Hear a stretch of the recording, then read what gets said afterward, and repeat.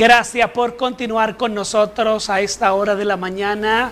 Me hago acompañar de nuestro amigo el licenciado Juan Maradiaga porque vamos a tocar un tema muy interesante acerca de la disciplina estudiantil. Licenciado, agárrese de los 5. ¿Cómo está?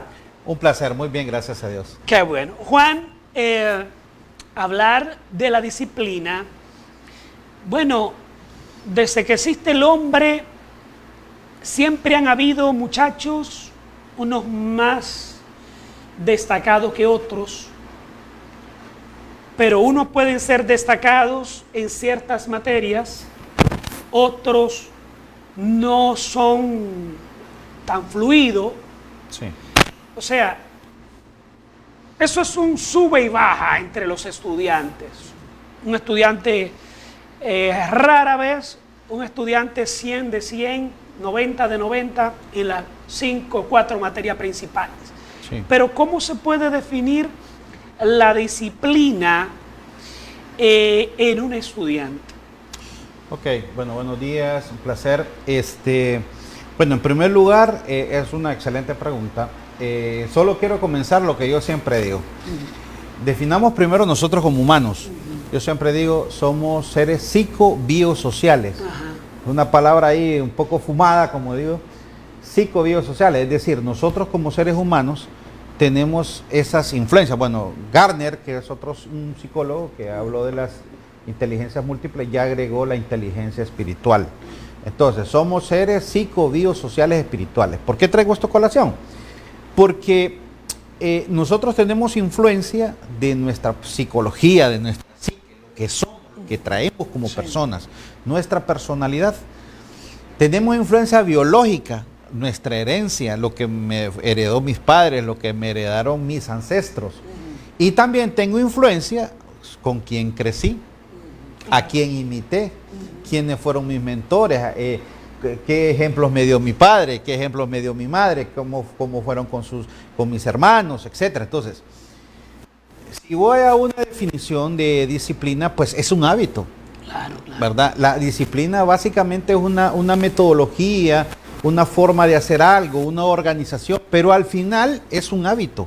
Sí. ¿Verdad? Ya lo dice un famoso conferencista japonés colombiano, él dice que tarde o temprano la disciplina vencerá la inteligencia. ¿Por qué? Porque muchas veces creemos que una persona, porque es muy inteligente, va a superar todos los escaños, va a lograr muchas cosas. No, necesita que ese talento ser superado, ser perfeccionado, ser mejorado. Entonces, si yo estudiante soy buenísimo, soy inteligente, me aprendo rápido las cosas, pero si yo no tengo un método, ese hábito, posiblemente mi inteligencia no me va a servir de nada, porque voy a estar en la madrugada del día antes del examen viendo o jugando PlayStation, viendo series.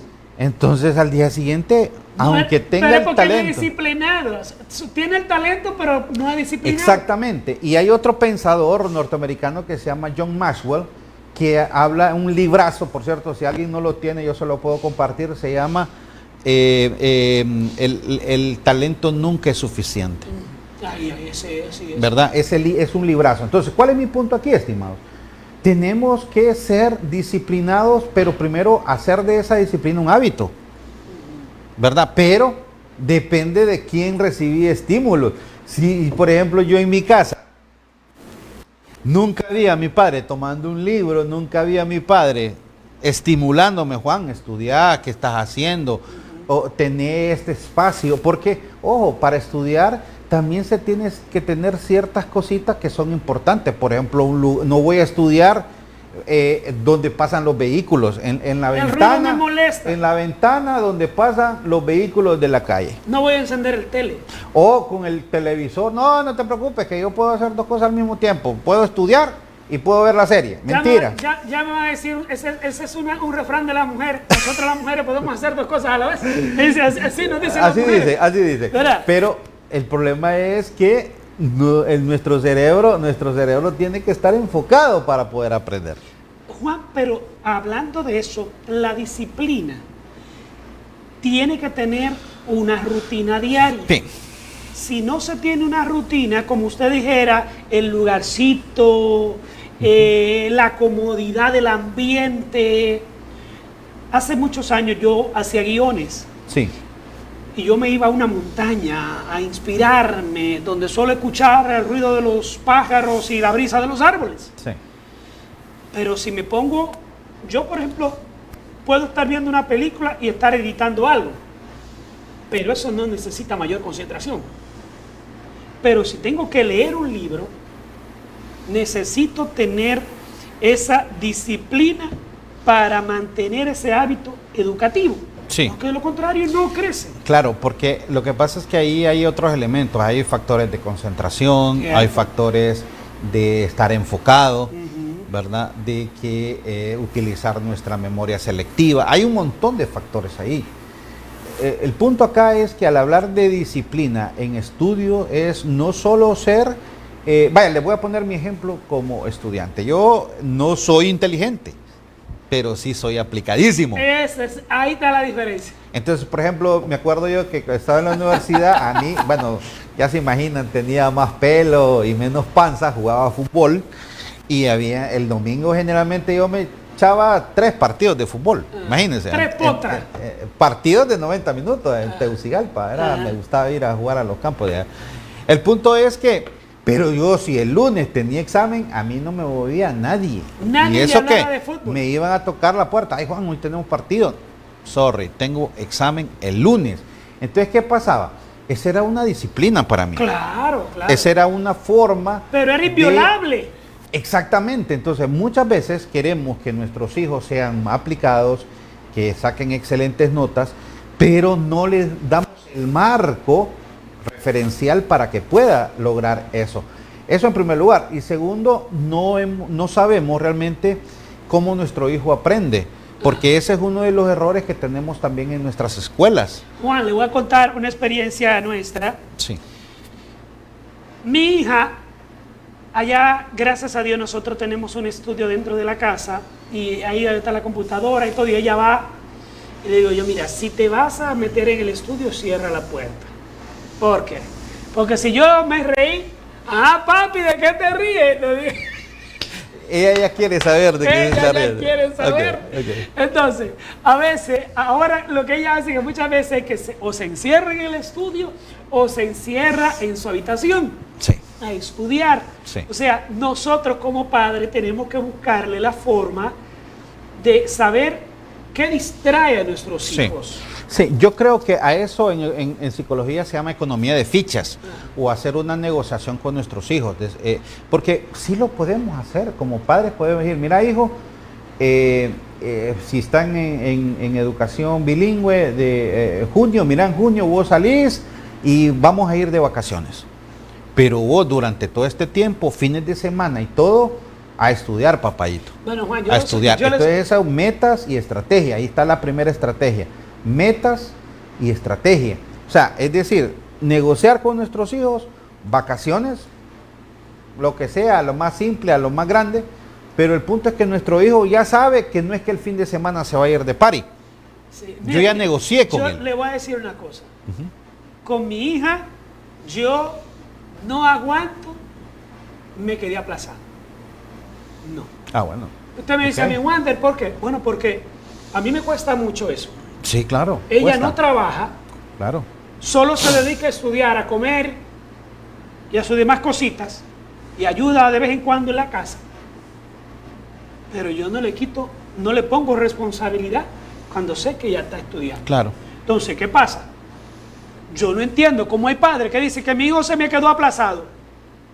Entonces, ¿sabe lo que significa me quedé aplazado? ¿Que va a repetir un año? No. No, Sí, esa no es tiempo, opción. Más en como está el dinero. en tiempo, en dinero, en autoestima, porque obviamente el muchacho, aunque no le importe, según él, pero siempre le van a decir, está repitiendo años, o estar llevando una clase atrasada. Me acuerdo de que yo tenía conocidos de que en el colegio llevaron clase retrasada y eso era un golpe duro para ellos. Claro. O ir a las famosas olimpiadas que decían antes, Sí, ¿no? sí, tremendo. Pero Juan, yo lo que digo es que también ahí habemos padres descuidados. Exactamente. Sí, porque cuando usted ve que el primer trimestre usted ve, te veo bajito. Sí. Si en los primeros te estás quedando, ¿qué será ahí en los últimos? Sí. Y ¿sabe lo que pasa? Y eso lo hemos hablado mucho en escuela para padres, cuando he dado varias escuelas para padres. Creo que los padres en ese sentido son extremos. Son los padres que atosigan demasiado a sus hijos, que tenés que estar en el cuadro de honor, que yo era de excelencia académica y que yo era esto. Ese muchacho o muchacha está súper estresado. Sí, eso ese sí, niño eso sí. ni come, ese niño está asustado, ese niño está estresado, ¿verdad? ¿Por qué? Porque piensa, híjole, si me quedo, no voy a llenar las expectativas de mi padre o de mis padres.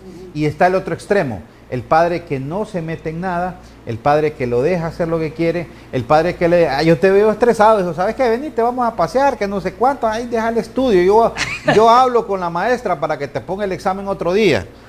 O los típicos ya lo casos. está haciendo irresponsable. Ya lo está haciendo irresponsable. Sí, es que ese es el punto. Sí. En psicología se llaman los famosos mecanismos de defensa. Eso claro. se da mucho. Por ejemplo, muchos niños que a veces están en semana de exámenes, les da diarrea, les da fuertes dolores de cabeza, tienen problemas estomacales, les duelen los brazos. Somatizan. Sí, Eso es lo que nosotros le decimos, somatizan. Entonces, ¿qué pasa?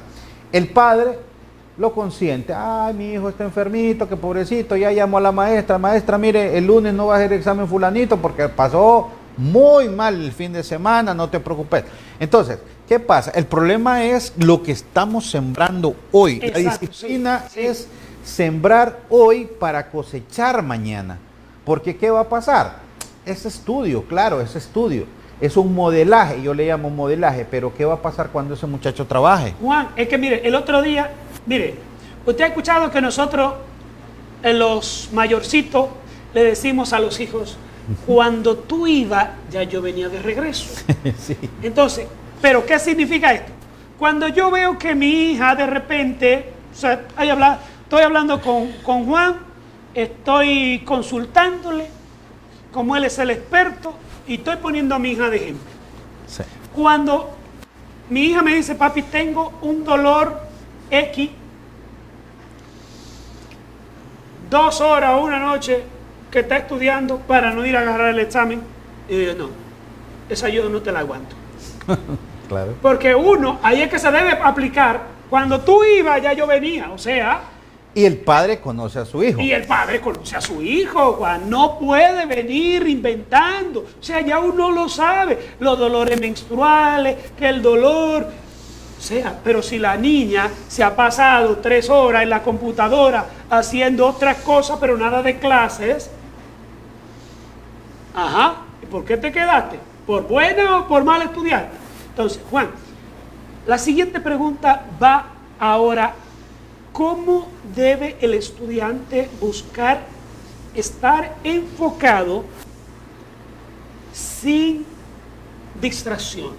Ok, en primer lugar, insisto, el encuadre, lo que decimos los psicólogos, tener un encuadre, tener una negociación, padre-hijo. Mira, hijo, vos vas a estudiar, yo me voy a dedicar a que tú tengas todo para que estudies o que tengas relativamente todo, tenés tu espacio, tenés tu silla, si necesitas una tableta o una computadora, aquí está, porque muchas de las escuelas ahora tienen sus plataformas y toda la cuestión, pero pensemos que está en escuela pública, no hay ningún problema, que tenga su espacio o el comedor de la sala, pero si en el comedor de la sala está el televisor, ese televisor tiene que estar apagado. Cierto. Si va a ir a estudiar a su cuarto, allá tiene que tener apagado el televisor. No es que va a estudiar acostado. ¿Qué pasa en el 90% de las veces que el niño va a estudiar al cuarto? Se duerme. Se duerme. Sí. Y llega el papá, dormidito. Entonces, tiene que encontrar un lugar adecuado para estudiar, que no tenga distracciones, que el padre haya negociado con él. Es decir, ¿qué va a obtener por pasar ese curso? Sí. No es que va a pasar de panzazo, sino que va a pasar bien. Tu esfuerzo tiene que valer la pena. Tiene que valer la pena, y si logras eso, vas a ganar esto. ¿Verdad? Esa es una forma, en psicología se llama una técnica conductista. Incluso, Juan, le voy a ¿verdad? decir algo. Bueno, es que realmente le voy a decir esto. Hay maestros que no explican bien. Esa es una. Cuando digo que no explican Por bien... la cantidad de estudiantes en su aula. Exacto. No, aparte de eso, por ejemplo, materia como física o química, usted que nunca ha visto eso, hay que comenzar a darle eso en cucharita. Porque cuando Sí. a mí me daban trigonometría, allá en el aula todos decíamos trigonometra. Sí. Entonces, ¿qué pasa? Porque es una materia que usted dice, oye, ¿dónde voy yo a ver esto en el campo? Porque otra cosa, a veces los padres cometemos el error y decimos, ¿podés creer que yo me hice profesional y no volví a ver álgebra jamás? No volví a ver química jamás, no volví a ver física jamás. No sé para qué las enseñan. No sé si- para qué si las no sirven. enseñan así. Sí. Y se la decimos a los hipotes. Y ellos piensan igual. Y lo piensan igual. Sí. Y luego, cuando esa cabeza está, porque yo le digo porque tengo mi hija y ella a veces la veo llorar como niña, papi, yo no entiendo esto. Le digo yo, mira, búscate algún maestro en el Sensei YouTube para ver si te ayuda ahí, que te lo explique mejor. O búscate una aplicación que te dé otras opciones para que aprenda a desplegar. Sí, sí, lo que pasa es que también, ya eso es un tema de psicología en temas de aprendizaje, Sí, de claro, psicología claro. educativa. Muchos padres que ven que su hijo tiene problemas, que normalmente sería un problema de aprendizaje, ellos lo toman como que el niño es falto de aplicación. O falto de aplicación. ¿Verdad? O que no y quiere, esfuerzo. que no quiere esforzarse, que no. Posiblemente ese niño, bueno, desde la psicología nosotros primero decimos, descartar la parte fisiológica, la parte física, es decir, que le vayan a hacer un buen examen de oftalmológico, Sí. que le revise el otorrinolaringólogo el tema de sus oíditos, que le revisen todo, ¿verdad? Precisamente para descartar la parte fisiológica, para quitar la parte física.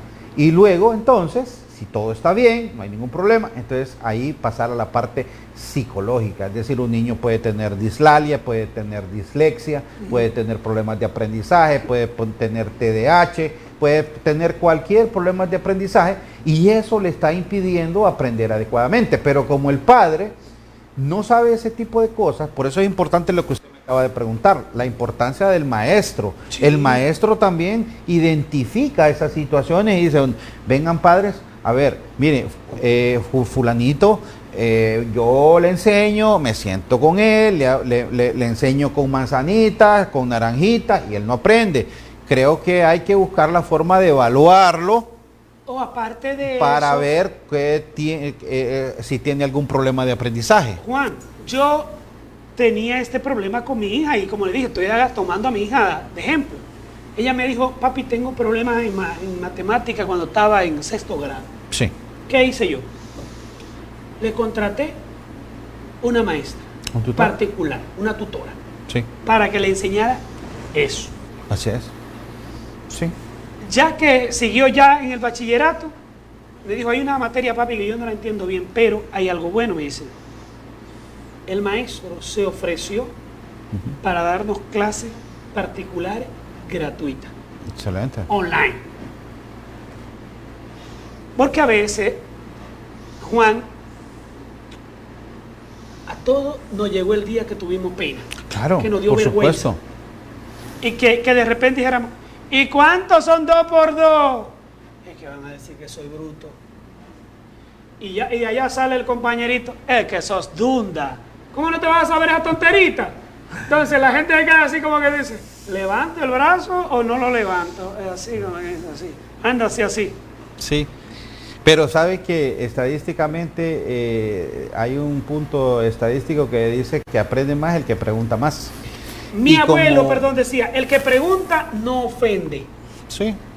Y eso pasa que muchos en aulas de clase se hace mucha castración, vale la palabra, ¿va? En psicología se utiliza mucho esa palabra.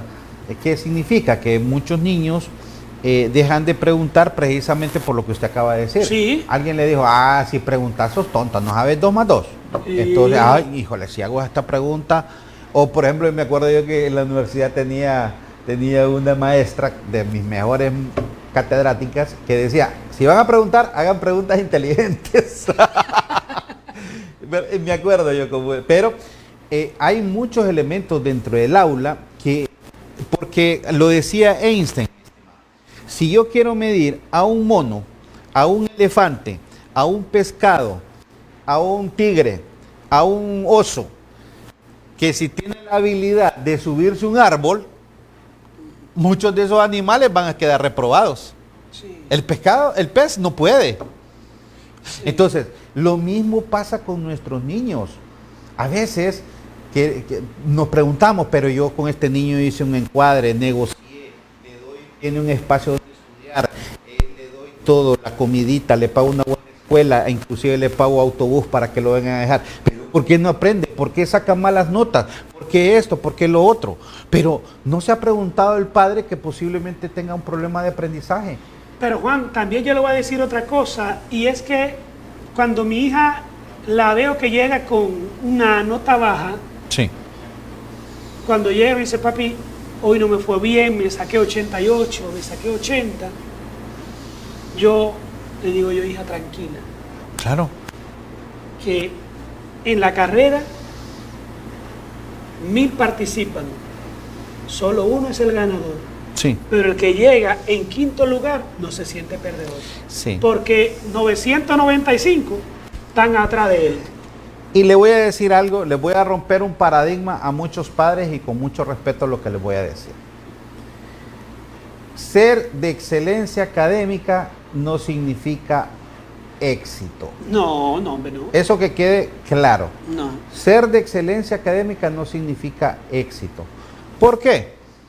Porque hace 20 años nos medían de manera diferente en temas de trabajo. Sí. Nos medían de que cuando entrábamos a un trabajo nos hacían la evaluación psicométrica y nuestro CI, nuestro coeficiente intelectual era 102, 120, este genio contratado. Sí. No importaba lo demás, contratado por su coeficiente intelectual. Sí. Hoy día las empresas nos miden por nuestra inteligencia emocional. Cierto. ¿Cuántas veces no vimos, usted no me va a dejar mentir, cuántas veces no vimos en el colegio, en la universidad, tipos que no les entraba nada? No. Pasaban de panzazo, pero eran muy buenos. Como decíamos nosotros dominicanos, pasaban a pura chepa. A pura chepa. Pasaban, pero eran muy buenos dicharacheros, sí, se asociaban con todo el mundo, eran... los encontrás tiempos después y ¿qué haces, maestro? Pucha, te costaba un poquito. No, yo ahora, mira, me hice gerente de ventas de una empresa, crecí ahí, ahora tengo mi propio negocio. Sí, ¡wow! Sí. El tipo que apenas pasaba, y aquel que era de excelencia académica ha pasado por 3, 4 trabajos, sí, que se pasa quejando por redes sociales, que él dice que es muy inteligente, pero que el mundo le ha ido en contra. No, ¿sí? Simplemente eso se llama inteligencia emocional, sí, porque nos miden de manera diferente. Entonces, esos niños, porque estamos hablando de disciplina en los niños, esos jóvenes, que no les damos esa disciplina para poder ser aplicados, para que puedan estar arriba del promedio, porque nosotros como padres, si no le apuntamos a que sean de excelencia académica, pero por lo menos que no sean de los que pasan de panzazo, por lo menos deberían de ser superior a la media. O sea, mira, hijo, usted no trabaja, usted no hace nada, yo me esfuerzo para que usted tenga todo, pero usted mínimo va a ser superior a la media. Pero Juan, mire, hablamos de eso, pero y estamos hablando de la motivación. Sí. Pero ¿qué pasa cuando yo tengo un problema de desmotivación? Sí. Que no puedo encajarme de nuevo a la disciplina. Claro, a veces usted puede ser una persona muy preparada, pero si viene y lo deja la mujer, y es un buen estudiante, lo deja la mujer, usted dejó la mujer, una infidelidad, un problema de duelo, de pérdida de un ser amado, y está desmotivado. Claro. Dice, ¿cómo me levanto de esta? No sé qué hacer. Hay gente que lo tira todo. Esa es la pura realidad.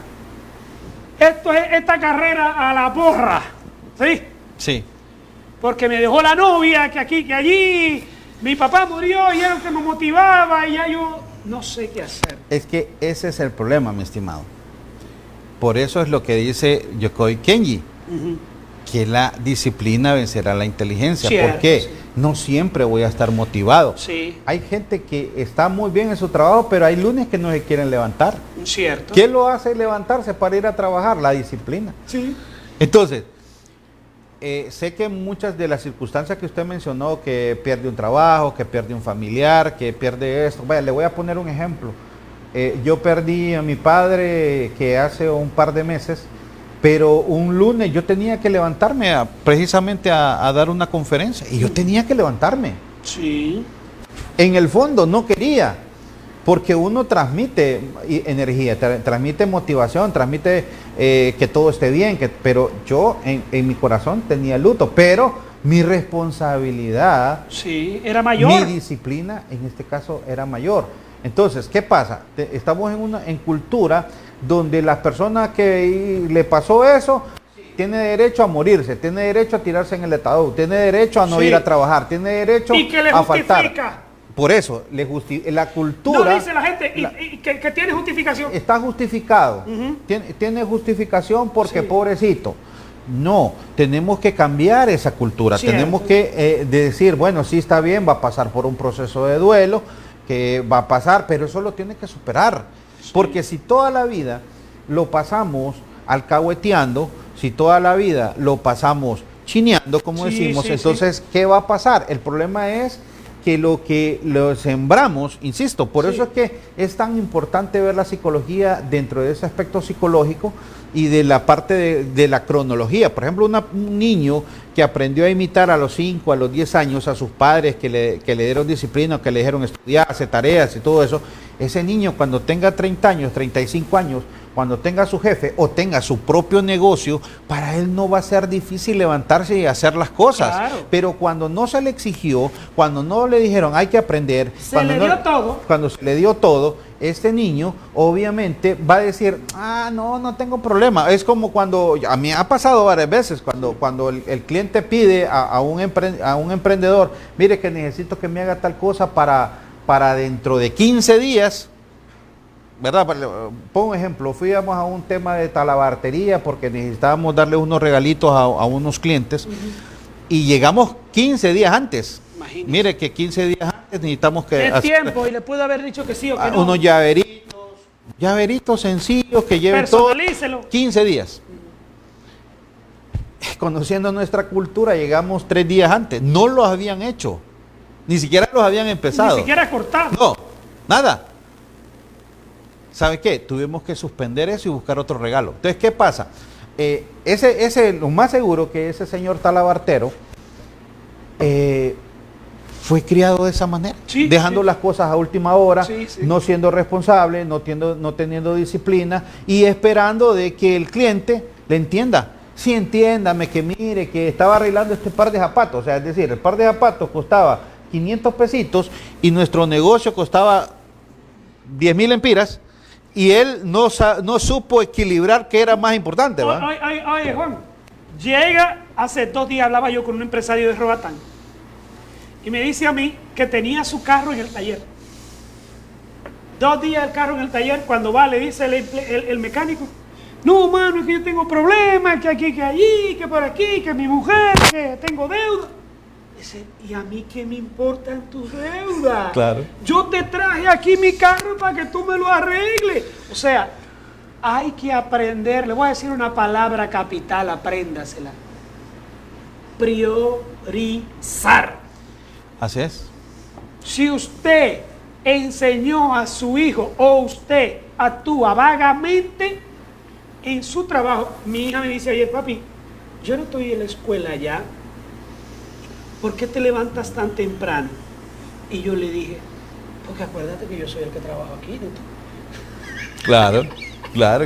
Entonces, o sea, aunque yo me levantaba temprano con ella para Sí. irnos a la escuela, sigo levantándome temprano porque yo sé que yo trabajo. Claro. Entonces, o sea, pero si mi hija me ve a mí pachorrando a las 10 de la mañana en la casa, Sí. me va a decir, no, mi papá, él llega a la empresa a la hora que le parece. Claro. Porque usted creó un hábito. Volvemos Exacto. a la definición de Sí. disciplina. Es crear un hábito. Esa disciplina, decimos que para generar un hábito tenemos que hacerlo 21 días seguidos. Y eso se me crea un hábito. Porque si no, entonces, a la mitad del camino es como cuando queremos ir al gimnasio. A mí me pasa muchas veces en ese sentido. Quiero ir al gimnasio, voy 2, 3 días y ya al cuarto día ya no fui. Entonces O sea, ya no se genera el me cambio diga que yo quiero. No me diga que no ha visto por ahí la señora que compra la caminadora, ¿Ah? la lleva a la casa, la tiene, los primeros 3 días, y al quinto día la tiene de poner trapo. Pues le cuento que hay una estadística que dice de que todos aquellos que compran una caminadora solo la utilizan 6 meses mínimo. Ajá. Ya a los 6 meses después la están vendiendo. Pero es porque por lo que usted ya no acaba la de usan. decir, porque no hay disciplina. Porque no hay disciplina, porque no se generó un hábito. Pero fíjese que le voy a contar, también hay un elemento cultural. Sí. Por ejemplo, los países escandinavos, estamos hablando de Suecia, Dinamarca, Noruega, todos esos países, junto a Japón, son países muy disciplinados, en los cuales su cultura les ha permitido superar todos los escaños. Inclusive países como Singapur, que en 1959 era uno de los países más pobres. Singapur, en 1959 era uno de los países más pobres del mundo. Miren lo que es ahora. Taiwán, igual. Sí, no es. Entonces, ¿cómo lograron eso?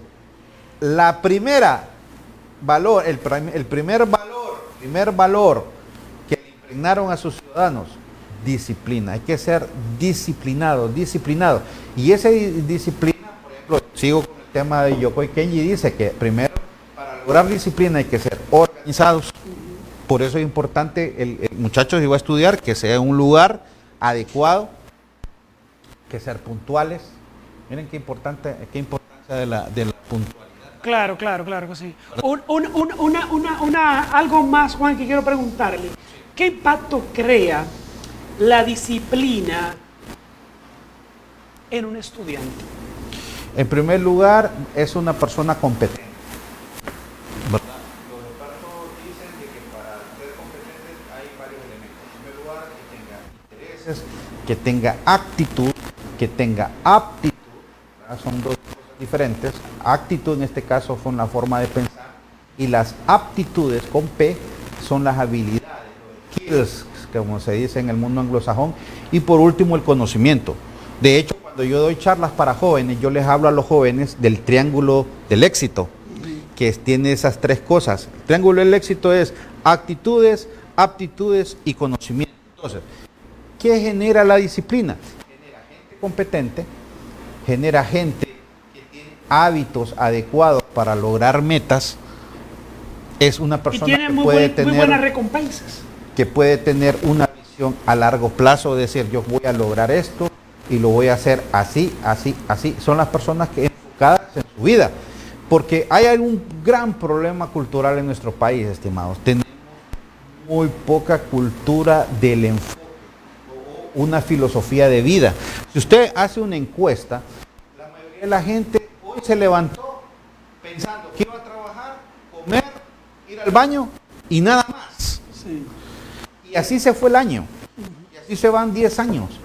Pero no tienen una filosofía de vida. Es decir, ¿por qué está haciendo lo que está haciendo? Y muchas veces no tiene ningún tipo de motivación. No la busca, no la crea. Es que la verdad que por la cultura desecha ese tipo de cosas. Por ejemplo, cuando alguien le empieza a decir, vaya, le voy a poner un ejemplo. Yo estoy en un chat de gerentes de recursos humanos. Cierto.